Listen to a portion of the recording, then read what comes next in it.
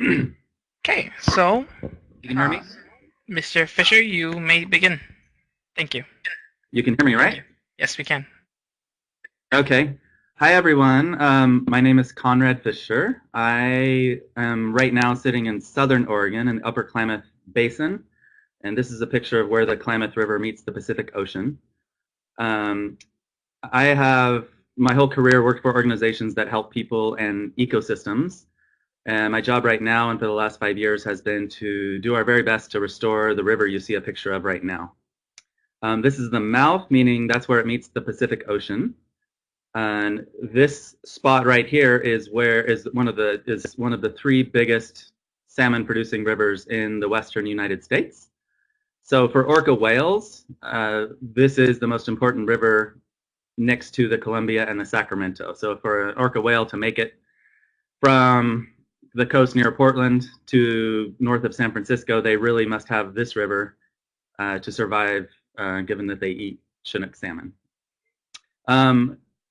The three of the biggest problems facing salmon in the western United States are dams, water allocation, and water quality problems. We hear a lot about quality, like pollution, and maybe a little less about dams and water allocation.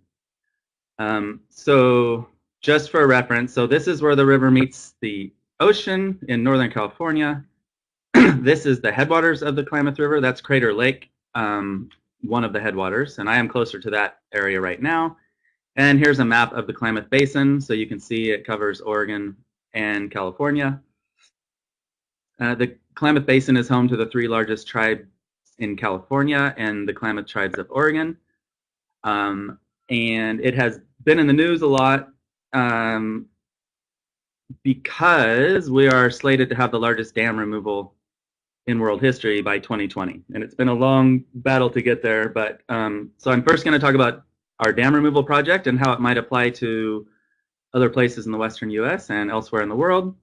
And then water allocation, meaning how much water is taken out of the river versus how much is left in the river and the streams that feed it. So, okay, starting with dams.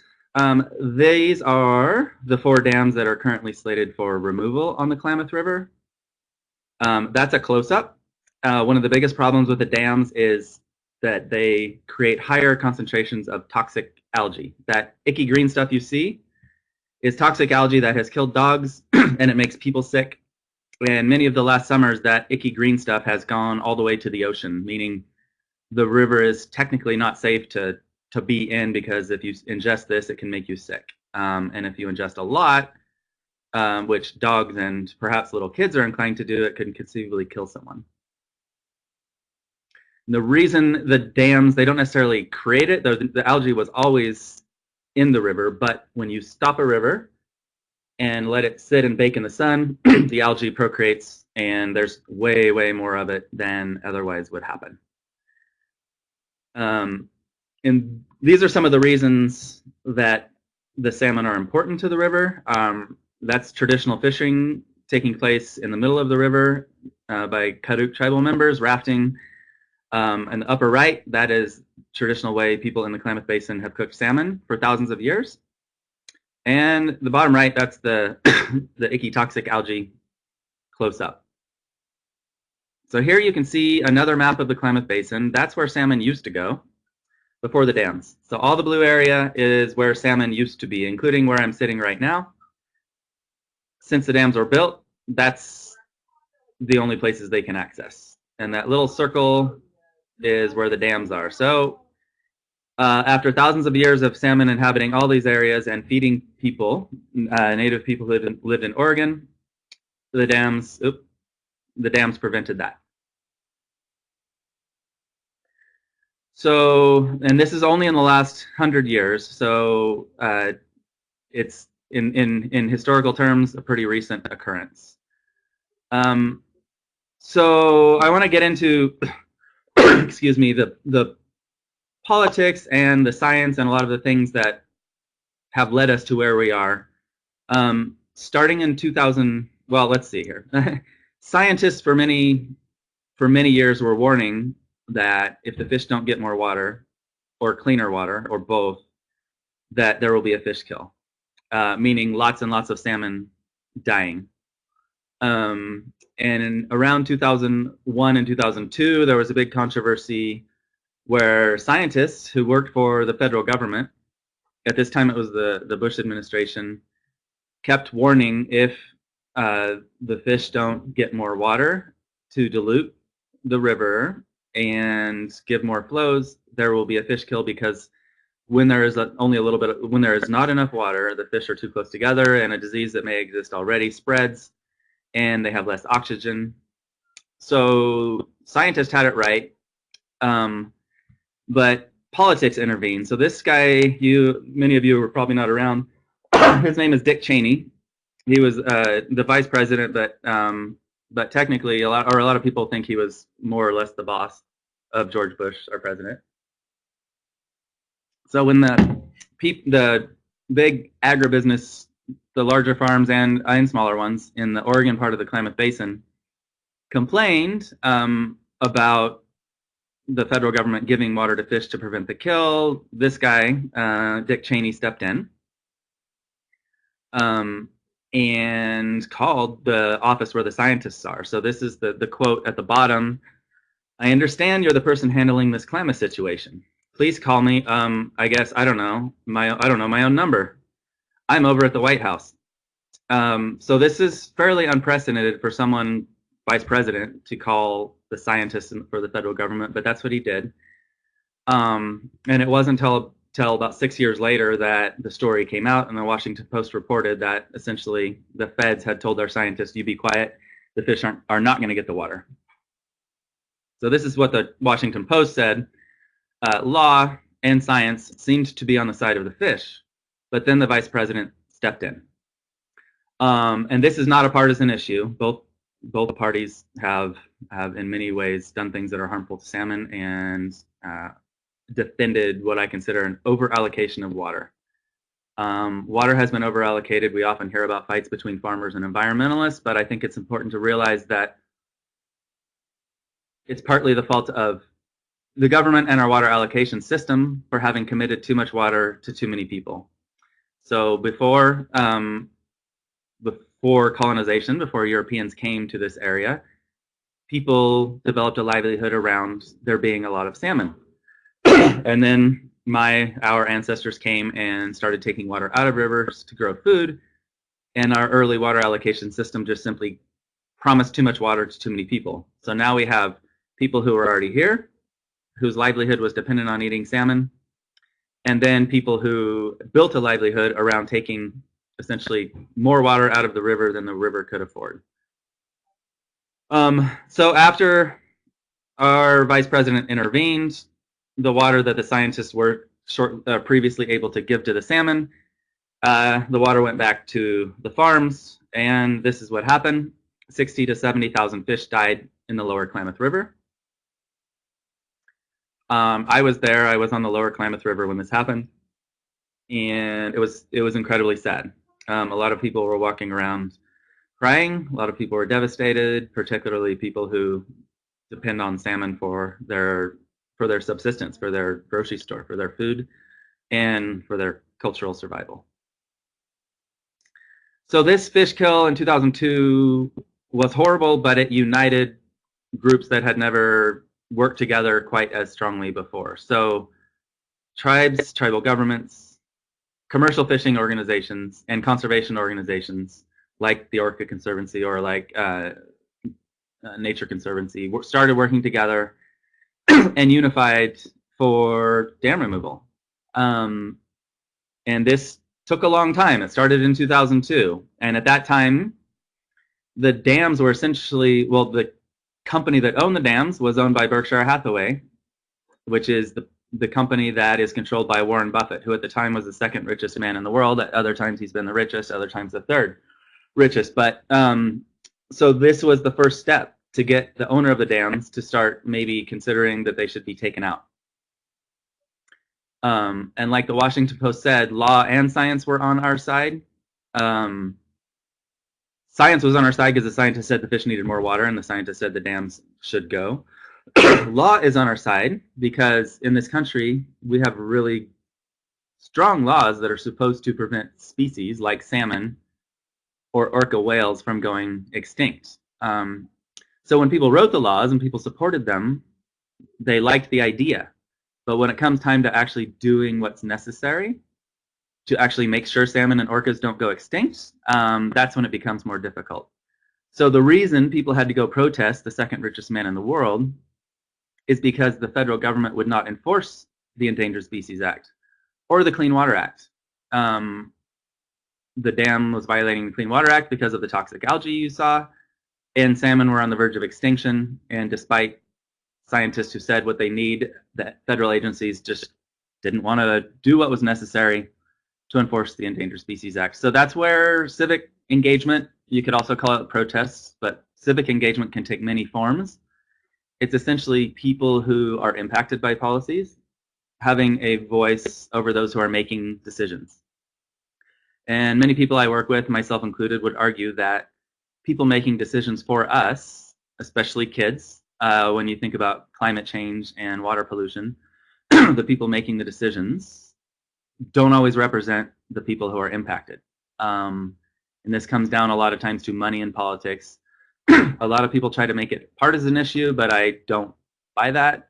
Money in politics is a problem across the board. So between 2002, tribal people and their allies from the Klamath Basin worked to get a dam removal agreement.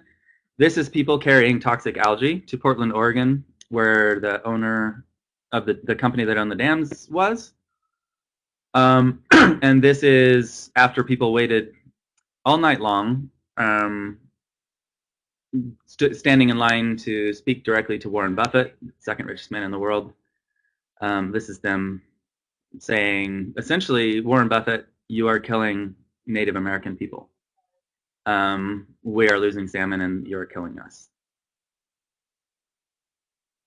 So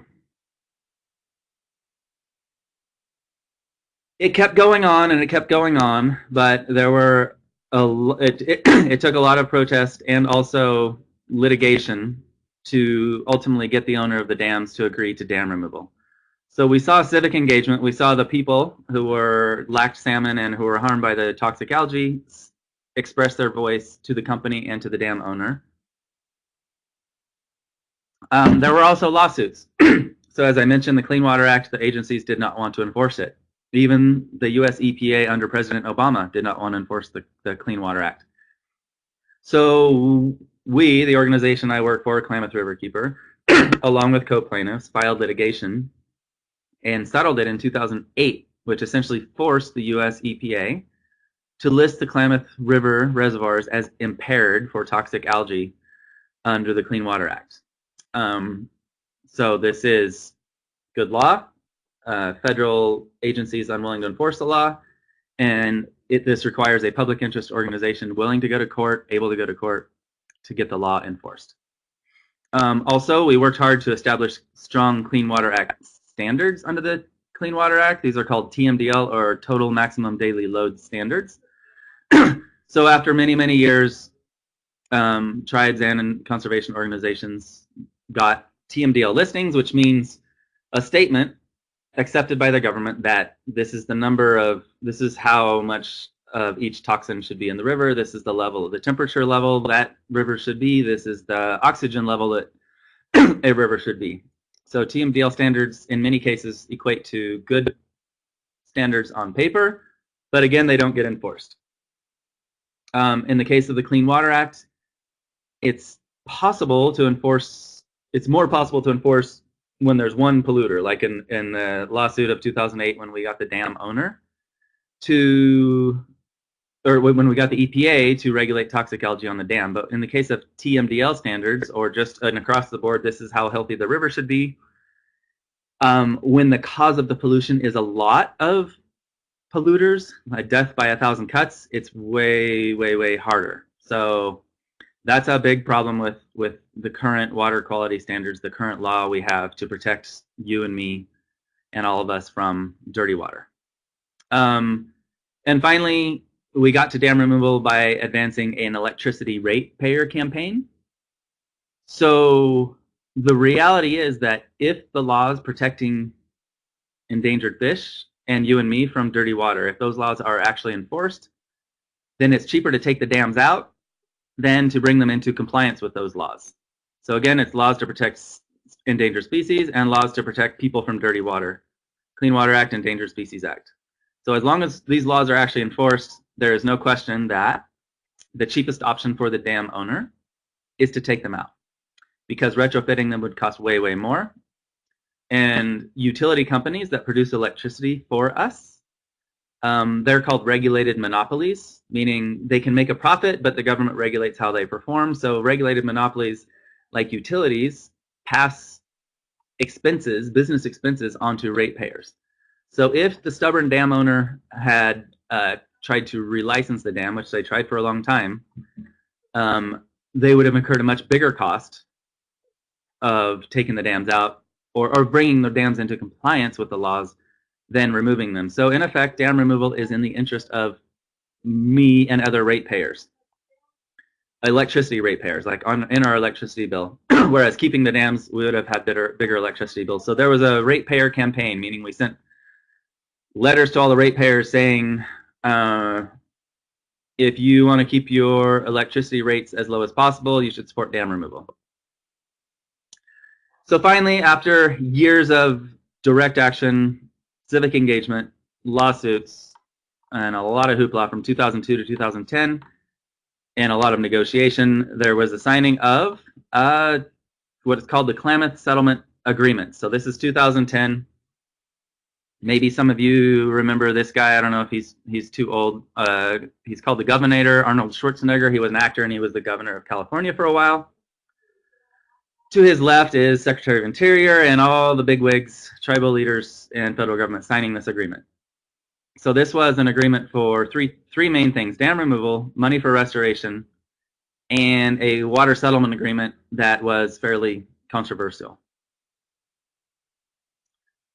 So from about 2010 until the end of 2015, most of the signatories to this agreement tried really hard to get it implemented. And the ultimately what caused this agreement to fail is that it was written such that it was contingent upon congressional approval to be implemented. So the Klamath settlement agreements, which included those three parts I mentioned, dam removal, restoration money, and water settlement, hinged on an act of Congress.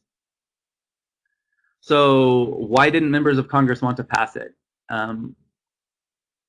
It was a very good deal for the water users and ag, and they knew it. It was a good deal for the owner of the company. After our lawsuits, they signed this agreement too. So here we have owner of the dams wanting to take them out, water users wanting to support the deal, enviros wanting to support this agreement, and tribes supporting it, fishermen organizations supporting it. Pretty much all stakeholders supported it.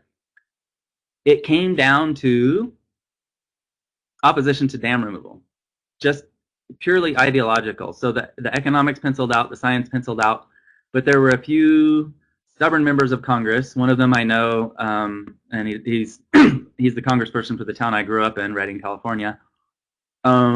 Just stubbornly doesn't want the dams out, and I think most people see that it's in this deal would have been in the interest of water users, but his ideology against them basically squandered away a deal that would have been the best deal the water users could have gotten. So it ultimately failed. By the end of 2015, the parties to the settlement agreement essentially gave up and like, okay, we're never going to get this deal through Congress. So that's what happened right up until the wee hours 2015. Shortly thereafter, in 2016, a new agreement was reached, and this was an amended dam removal agreement, but it wasn't attached to, it didn't require an act of Congress. It was linked to a water deal in theory, and attempts to recreate the old water deal called the Klamath Power and Facilities Agreement, but it didn't require an act of Congress, and dam removal can happen without necessarily being attached to these other agreements. So here we see, this was a nice day at the mouth of the Klamath River. we see the chairman of the Yurok tribe and the secretary of the U.S. Department of Interior signing the agreement. So this is the chairman of the largest tribe in California and head of Department of Interior.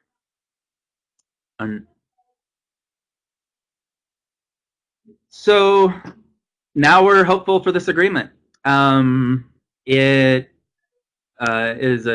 called the amended Klamath Hydroelectric Settlement Agreement, and that was the name of the old one. This is just now called the amended KHSA of 2016. And we're still shooting for dam removal by 2020. And again, the owner of the dams is supporting it.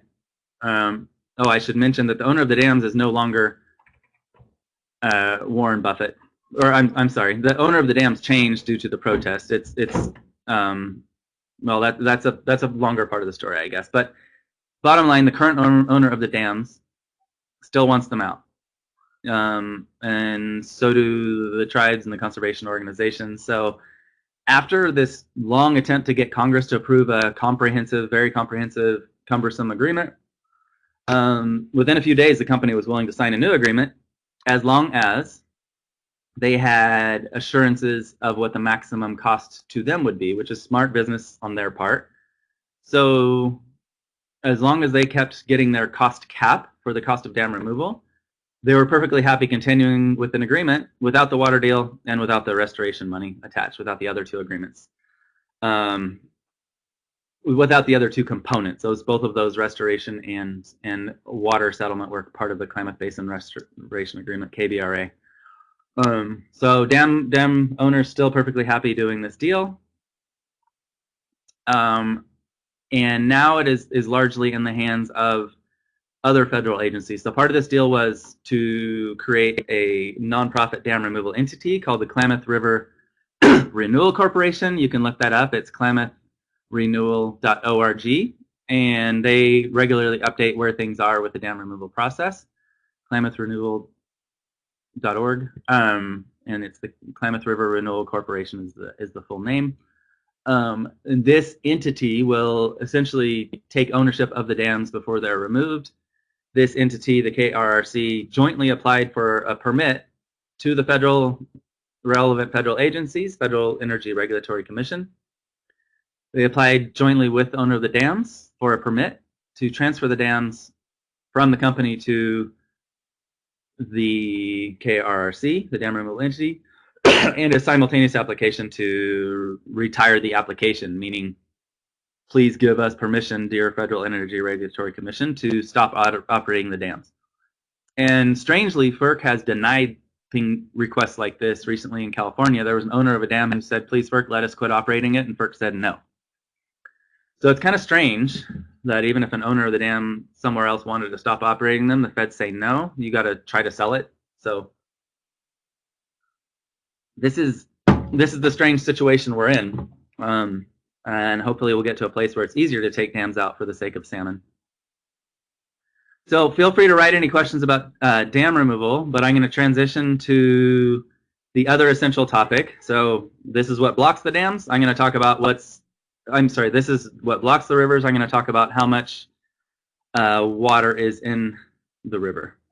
The slotted date 2020 has changed, and why? Good question. It's 2020 or 2021, and that's essentially because, good question, Sherry. No one's saying yes for sure, but 2020 or 2021 is what the KRRC is now saying publicly, and that's just because there are so many permitting processes necessary to get this deal done. California must approve a Clean Water Act certification for dam removal, saying it's okay to take this nasty thing out. It's going to be more bang for the buck. The current owner of the dams is PacifiCorp. So since you're asking about owners, I'll just say it was initially Scottish Power. And then the protesters, tribal members and allies, went to Scotland and said, Scottish Power, you're killing native people. So immediately Scottish Power shareholders who were very sympathetic said, we don't want this company. So they sold it to Berkshire Hathaway. That's how Warren Buffett essentially owns it, but it's a subsidiary Pacificor is a subsidiary of Berkshire Hathaway, and Pacificor owns the dams, and that's who I get my bill from now. So my electric bill from Pacificor, Pacific Power, kind of two names they use, says here's how much you're paying for dam removal. So every month I get to pay a few cents for helping take the dams out. Excuse me. So yeah, I think the ways, there's a good question. Is there a way kids listening can help? Yeah, I think you should, two things. My organization has a Facebook page and an email list, so you're encouraged to go to either one of those. Website is klamathriver.org. That should be easy to remember. It's just the name of the river.org. It's at the bottom of here. And if you want to stay updated, you can also stay tuned. I think the Klamath River Renewal Corporation has an email list, maybe not, but either way, they update it. And they are staffed with some of the smartest people in the country now. We are a very small nonprofit with a staff of 2 full-time and 3 part-time. KRC has several full-time staff people there and some of the smartest water wonks in the country and people who know politics very well. So Sherry, back to the date, I think that's a good question because it leads me to just briefly explain the administrative processes. Both Oregon and California have to approve Clean Water Act certifications for dam removal. And that's essentially states, it's a federal Clean Water Act, but states have to sign off on this. The money for dam removal, there's $450 million total earmarked for dam removal, needs to be transferred to the Klamath River Renewal Corporation, and that has already started to happening. That $450 million came partly from ratepayers like me, paying a few cents on my electric bill, which I'm happy about, if for no other reason than because my electric bill would be higher if they had to bring the dams into compliance. And a California water bond. California voters approved a large water bond with money that can be used for dam removal. So that's why these different permitting processes, and then different FERC requirements, FERC and the Klamath River Renewal Corporation are trying to finesse this process. So we're shooting for 2020, 2021. And again, 2 ways kids can get engaged and stay on top of this effort. I'll give 3. Sign up for our Facebook page and our email list, klamathriver.org. Klamath River Renewal Corporation, again, that's KRC, klamathrenewal.org. And there's another organization we've been working with, I'm happy to mention. It's called Rios to Rivers, and it's a youth exchange with kids from the Klamath Basin and kids from Patagonia, Chile, who had an exchange. So this last summer, kids from Chile, Chile, South America, the long skinny country in South America, are facing new dams. So they have some of the most pristine rivers in the world, and they are worried about proposals to dam rivers that are pristine, whereas the youth in the Klamath are trying to get these dams out. So Rios to Rivers, this amazing nonprofit, their website is RIOS2TO Rivers, RIVERS.org. I would encourage you to also stay on top of what they're doing. It's more kid focused possibly than what we do, but it's still trying to help youth have a voice over the decisions that impact them. It is not pushing a specific agenda necessarily. The kids did come together around the issue of free-flowing rivers, but the idea is to simply help kids feel the power and have the tools to influence the decisions that impact them. So in February, the Klamath kids are gonna join the Chilean kids in South America, Chile, including one of them who's now working with Klamath Riverkeeper. So that's an amazing program. Rios to Rivers, Klamath Riverkeeper, and Klamath River Renewal Corporation. So I'm going to switch to water allocation unless there's more questions about dam removal. I'll probably switch anyway. So again, we hear a lot about water quality. People talk about it a lot. And I think that's partly, we like to focus on water quality problems because it's perhaps less contentious. There are solutions to water quality problems that don't necessarily require somebody to give something up. If a farmer is letting their cows go to the bathroom in the river, there's all kinds of sources of taxpayer money to clean up after them. So in contrast to if your dog goes to the bathroom in your neighbor's yard, it's common courtesy to clean it up. A lot of times, people who run cows don't necessarily do that because there's taxpayer money often to clean it up, or the laws aren't enforced. So, my point is that remedying water quality problems is less contentious because it can often be done with taxpayer money, and the laws aren't enforced, and it's easier in some ways to solve without rocking the boat. Not saying it gets solved, but it's often easier to solve without rocking the boat. Whereas water allocation, you will see here a picture of the Scott River. This river goes into the Klamath River. So the Klamath you saw starts in Oregon and goes to California, but it has other big rivers that go into it. It has rivers in the upper basin, like the Sprague and the Wood River, which I live on part of the time now, and the Williamson. And then as you go down below the dams, other rivers come into the Klamath, including the Shasta River, which was historically some of, if not the best salmon habitat in the western United States. This is the Scott River, which enters the Klamath below that. And on down below that is the Salmon River, which is below that is the Salmon River, which is one of the few undammed rivers in the western U.S. And below that is the Trinity, which is a big river and is often called a basin or a watershed of its own. And then after that goes the ocean. So why is there, can anyone type, like, why do you think there's no water in this river? Anybody awake? So yeah, I'm open to theories about why there's no water in this river. Essentially, this place, like many others, water has been severely overallocated. This is the Scott River. No, it's a dam is not the good question. On this river, it's death by 1,000 cuts. It's a lot of diversions and groundwater extraction. So in this area, the groundwater is technically not in overdraft, meaning it doesn't go down, down, down over time. It's being used upstream and all over. So there's a lot of places where water is diverted out. But yes, upstream from this photo, the water is being used, and also underground. So in this area, although the groundwater table is not in overdraft, meaning it doesn't descend over time, it does go down every summer and back up every winter. So when it goes down in the summer and the groundwater table gets too far below the level of the river, then the groundwater essentially starts sucking the river down. And this is a serious problem, especially in California, because we were one of the most stubborn states in the country, and being the last to officially have the state regulate groundwater.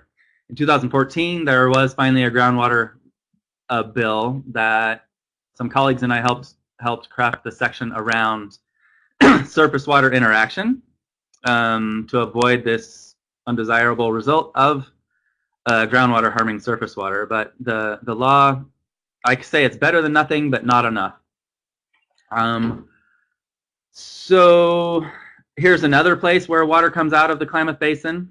These are two pipes that take Trinity River water out of the Klamath Basin down to Central Valley, California. So water, this is conceivably how water can go all the way from the Klamath Basin, all the way from Oregon, well, no, all the way from the Trinity River, which feeds the Klamath, to California Central Valley. And California Central Valley is often called the breadbasket of the world. It produces more food than anywhere else. It's also a very, very, very powerful agricultural economy, probably more powerful than they should be for their ratio of the California economy.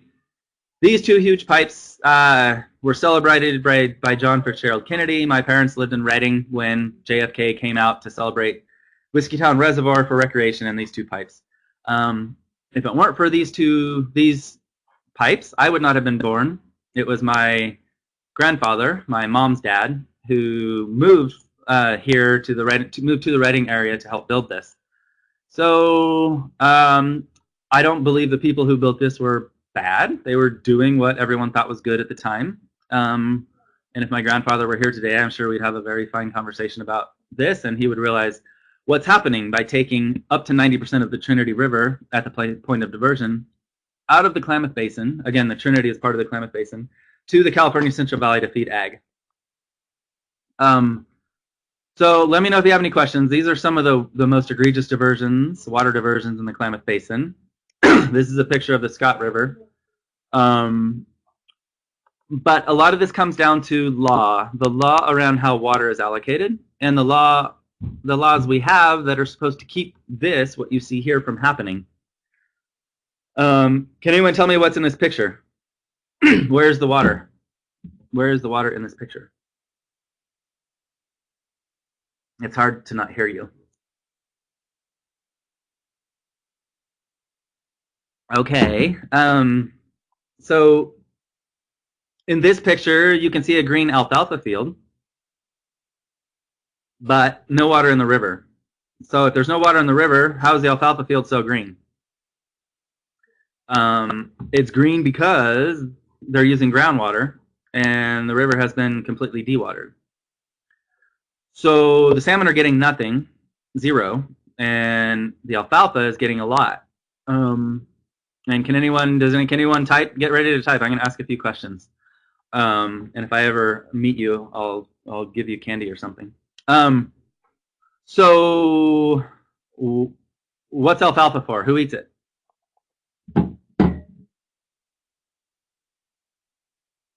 Sherry, you're there. Yeah, animals eat it. Specifically, what kind of animals? Yes, cows. Good. So keep getting ready to type. I'm going to keep asking questions. So,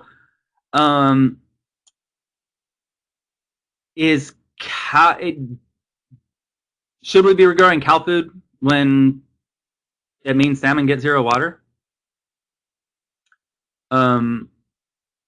Right. I don't think so either. And a lot of people will say you have to choose. We have to choose between cows and salmon, and that is simply not true. We do not have to choose between food for cows and salmon. And salmon, by the way, are food for tribal people who have been here for tens of thousands of years. The cows have only been here for a few hundred years. I'm not sure if you all knew that cows came with Europeans to this country. Salmon, on the other hand, have been part of the culture and the language and the food source and the religion of people of California and Oregon and Washington for thousands and thousands of years. But these are the new priorities. We have a field growing food for cows while the salmon get nothing. But again, we have great laws on the books. Can anyone tell me, get ready to type, there's points for this, what laws do we have that say salmon should have water? This is a test where the answers are right in front of you.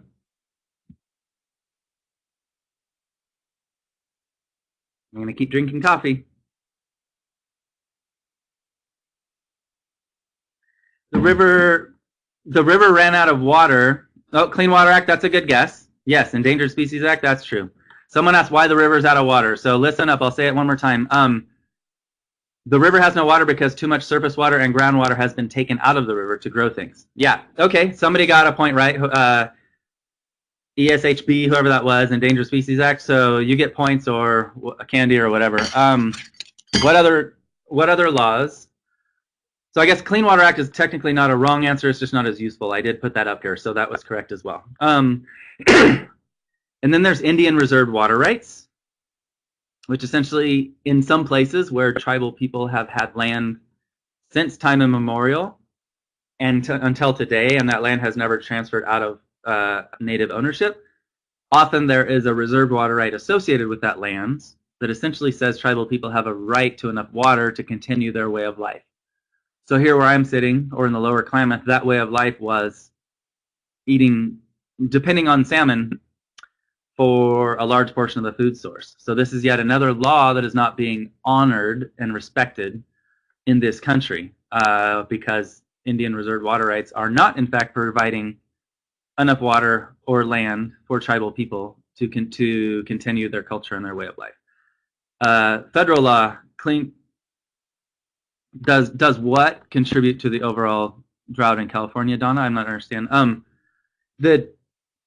The drought contributes to the lower water, yeah. So I mean the drought and the diversions contribute to the river not having water. The drought makes the current situation more difficult. That's what I would say. So the drought doesn't drought and diversions contribute to what you see here. And when there's a drought, we need to be even more careful about how we use and how we allocate water. So I'm going to go through these laws because this is the moral of the story about, in many ways, for all of you, how change is made in this country. Often we are taught in schools, in textbooks, in the media, by people like Al Gore and Bill Gates and famous people, Bono, that the barrier to positive change is lack of knowledge. We need education. And I'll say this happens with even disease prevention, like cancer prevention. We just need to raise awareness, and it will somehow be solved. Raise awareness about this problem, and somehow it will be solved.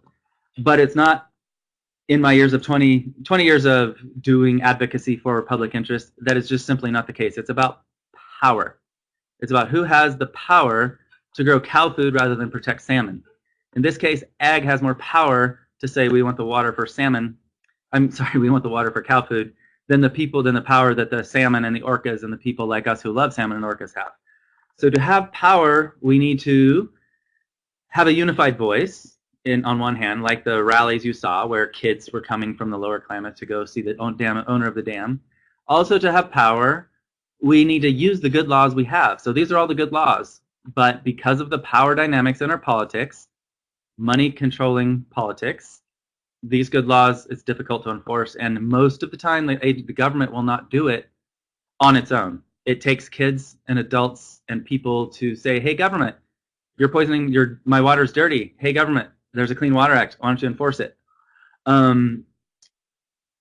So there are a lot of laws in California as well. I'm going to talk about one more, a common law doctrine, which is my favorite law. It started in Roman times. It's called the Public Trust Doctrine. Can anyone say just what do you think public trust means? It's a very ancient, I think as ancient as humans, concept, and it's one of the most important concepts. Public trust.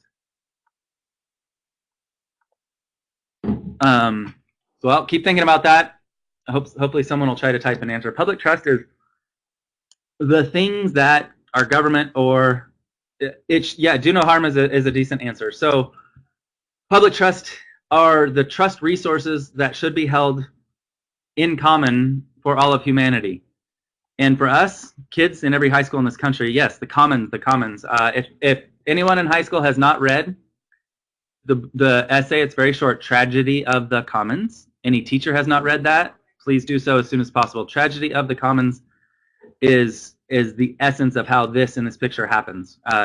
Prevention of protecting the commons because of actions of a few individuals. Please read that, all teachers, all students. Public trust doctrine says we all have a common right to the air we breathe, to clean water to swim, to fish to catch, to jump in a river that actually has water and not get poisoned. So that is the public trust doctrine. Started in Roman times, went to England, and because England was the main country that colonized the U.S., it also came to the U.S. So it applies all over the United States, but has been interpreted differently in different places. California has one of the strongest interpretations of the public trust doctrine. At one point in around the early 80s, Los Angeles was using so much water from a stream that fed a lake, Mono Lake in Southern California, that lake was going dry. There was a lawsuit against the Los Angeles water users, MET it's called, for drying up this lake. And the argument they essentially established in this litigation that taking water out of a stream that feeds the lake violates public trust doctrine, even though that stream was not navigable. So that's one of the strongest interpretations of the public trust doctrine, which, in my view and a lot of others, is the best law and is the most ancient. It's the most ancient concept that we all have a right to the commons.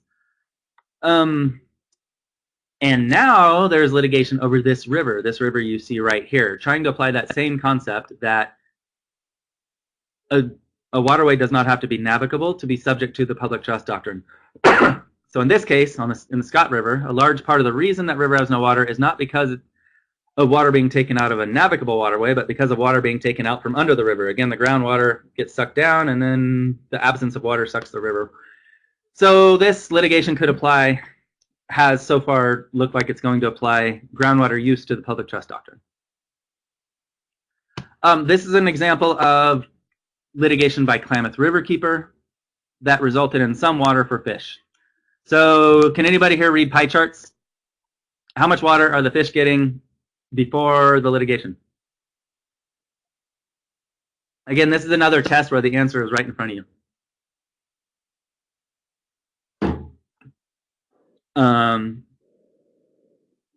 Sherry, Kylie, Riley? Good job, Donna. 0.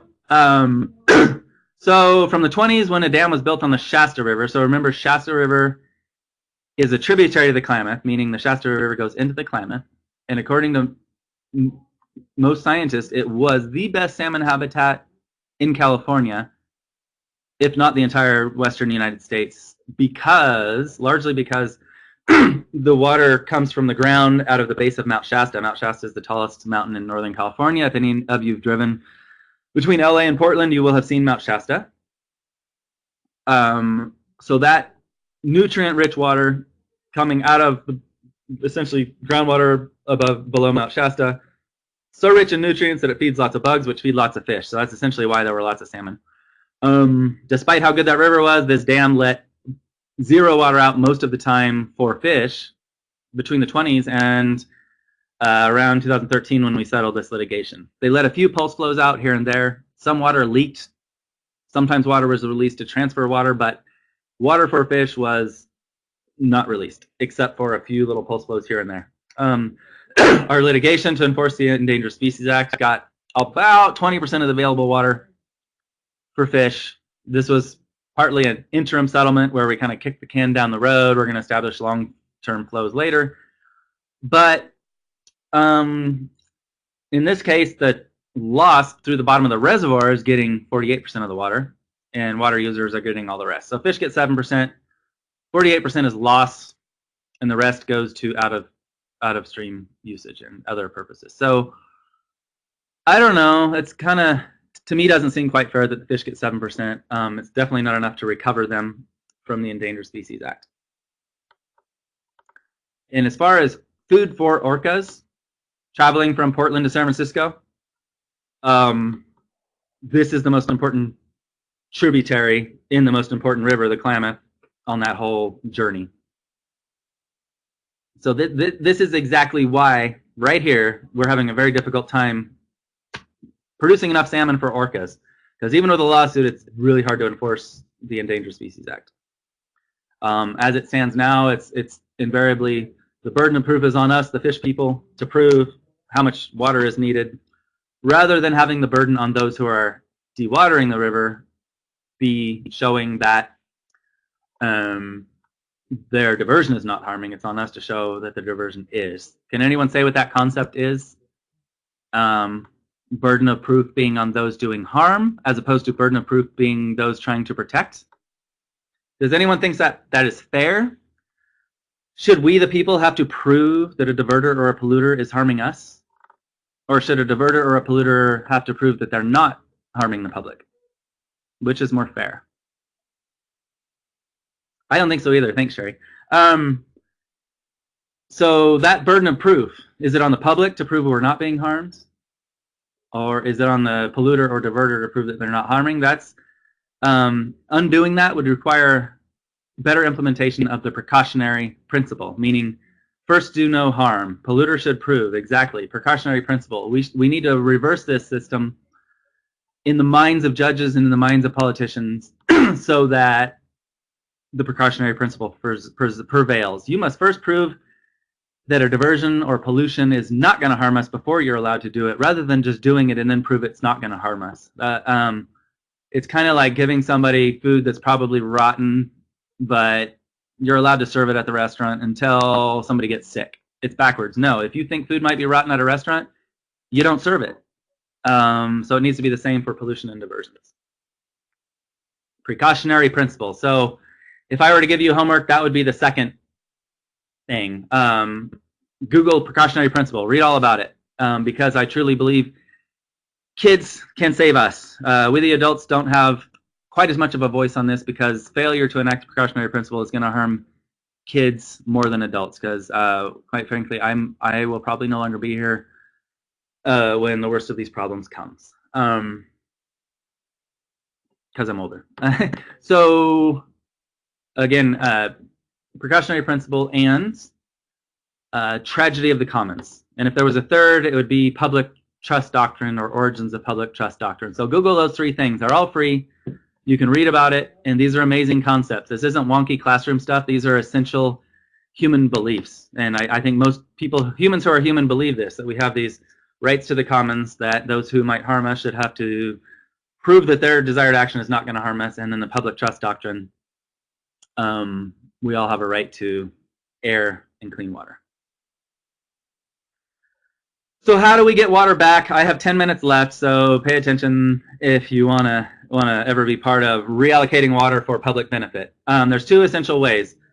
One is enforce these laws, all of these good laws, by essentially suing people or exposing the government agencies for not enforcing them, shining a light on the fact that they don't. And again, this is not the fault of any agency. This is essentially a broken system. There are people in every agency who want to, but we are part of a system that, in the end of the day, does not provide flow, water quantity, and quality adequate for the recovery of endangered fish. So any government agencies listening, if you are thinking an agency does enforce the Endangered Species Act, I would say, why are the species not recovering? That is the intent of the Endangered Species Act.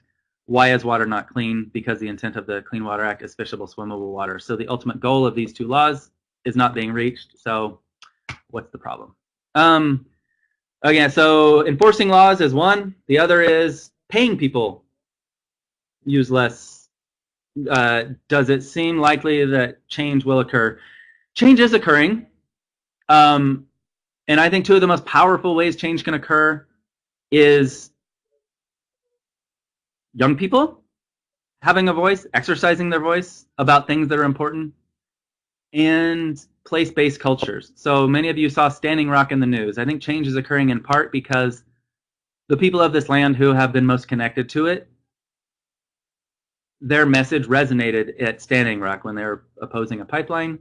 It resonated with white people across the country, and that was a strong coming together. I think their voice spoke to something that is inherently in all humans, which is essentially we're all connected to place, we're all connected to nature. Whether we like it or not, some of us may have forgotten it, some of us may have never felt it, but we all are all connected to nature, and we are all connected to community. And I think these are the two things that make us most human. So yes, I think change is coming because increasingly we're starting to, as a culture, see the things that are making us, that make us all essentially human: connection to place, connection to community. And it's easy for kids, it's easy for adults to be shallow and think about the newest phone, which is fine. I have a fancy phone, but there are more important things: community, human relationships, face-to-face human relationships, and connection to rivers and water and nature. Those are the things that make us most human. So I think if we can get away from materialism and individualism, especially in the United States, we are, by many counts, the most individualistic country in the world. And there are sociologists who study these things. So we should think about this. Why are we so different? We're individualistic. We are more of a me, not we culture than most other cultures in the world. Many other cultures, and in this country, native cultures, are more collective, meaning it's not how well I can do, it's how much I can help the whole. At the time when Japan was kind of doing way better economically than the U.S., people were studying why, and the saying is, since a collective culture, the nail that sticks out gets hammered down, whereas in the U.S., the nail that sticks out gets rewarded. Me, me, me. So the collective method of thinking is how we can all help each other. So in my last minutes, I'm going to get to these solutions. Yes, change is coming. How long have I been studying water? On a personal level, my entire life since I was in my mother's womb, I have studied water by getting in it and loving it and feeling it. It is not what I studied in college. It's what I studied ultimately in my career. In college, I studied economics and international relations. I studied water simply through doing it. There was an illegal diversion from a creek that goes through my land on the lower Klamath. I realized, oh, there's all these good laws. So I ended up learning water law by trying to save the creek right next to my house, and then I ultimately knew enough of it to start getting hired to to fight for water for rivers. So let me get through the other method, enforcing laws, enforcing public interest laws. There's also a lot of effort out there, way more money to pay people to use less water. So there's federal agencies that pay people to use less water to conserve for whatever purposes. There's also money specifically to pay people to leave water for fish. So federal agencies, Natural Resource Conservation Service spends lots of your parents' taxpayer money paying farmers to conserve water. U.S. Fish and Wildlife Service too spends lots on salmon restoration. Richest family in the world, Walton Family Foundation, loves water markets, environmental water markets, essentially paying people to leave water in the rivers, in many cases paying people. If anybody knows Sam Walton, tell him I'd love to chat about this. Paying people to do essentially what the law requires anyway. So it's kind of like paying someone not to rob a bank. National Fish and Wildlife Foundation and all this government money, paying people to leave water in a river that ethically and legally probably should be left in the river anyway. But it's going to happen anyway. So what do? We're in a situation where the powers that be don't want to force people to leave enough water in the river that law requires. So let's make the most of the money that's being spent. So we have these fish flow funding principles, and we have an cost effectiveness metric for environmental water transactions. That's a report. It's on our website.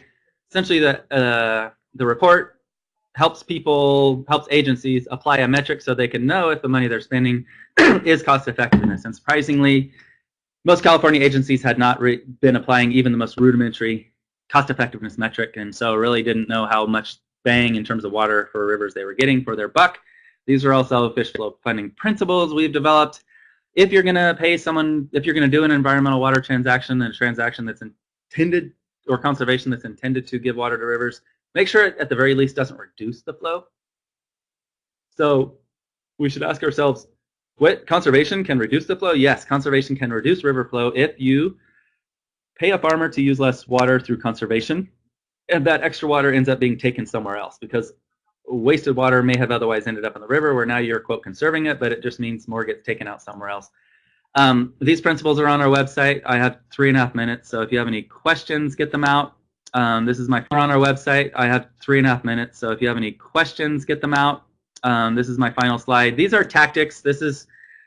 I give a lecture once a year to a bunch of high school kids in one high school. I don't usually talk to kids. I'm not that good at it. I'm more wonky and talk better to adults. So I would love feedback from any of the kids on how I can do a better job, because this is not normally my audience, but I am increasingly inspired by kids, and kids have power, more power than you realize. So these are the ways to make change.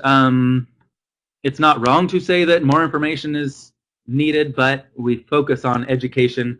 People say, oh, the government's ill-informed or whatever, but often it's ill-intentioned, not ill-informed, or unwillingness to stand up to reverse the power dynamics in our society that prevent the commons from being protected.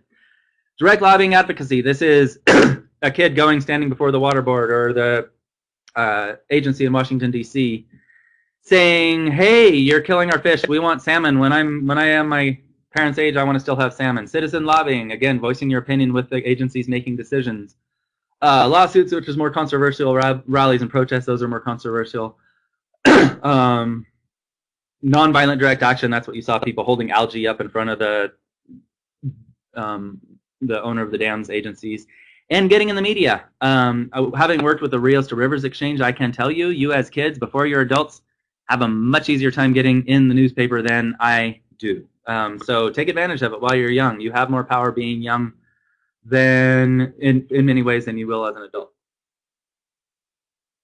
Earn media, create your own media. These are all tactics to make change, also known as civic engagement, also known as democracy, which is the people of the country, the people who are impacted by the government agencies, having a voice over the laws that are made. So I see that I'm in the last 30 seconds, so I'll try to wrap it up. But I would just encourage you all to realize your voice, realize that you have power.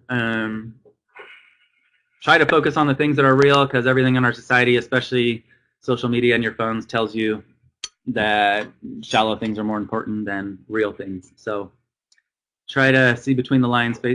Human interaction, connection to the commons are important things, and you can have a voice over protecting both of those, your connection to place and nature and orcas and salmon, and they need us. So thank you. So I don't know if anybody's still there, but it's past 10.